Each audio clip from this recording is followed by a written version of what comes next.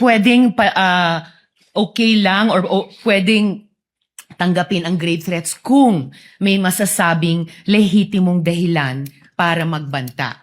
Yes, Your Honor. Before counsel Yes, for Mr. Presiding responded answers, although he already answered in the affirmative, No, Your Honor.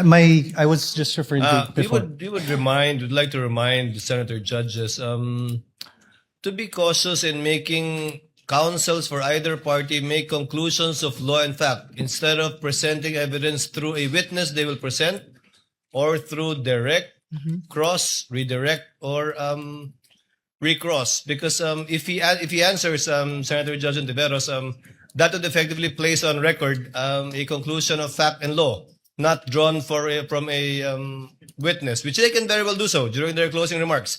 And when I allow him to speak by way of repartee to the peroration yesterday and discussion yesterday by counsel for the prosecution. But other than that, as agreed with some of the senator judges, we would try to limit the answers of the counsels for the parties. With your indulgence, Senator Judge Ontiveros, please. I submit, Mr. Presiding Thank you, ma'am. Officer, may I just in closing make of record that I also appreciated and also submitted to the ruling of the presiding officer yesterday because I appreciated that it partook of the history of impeachment proceedings in this court.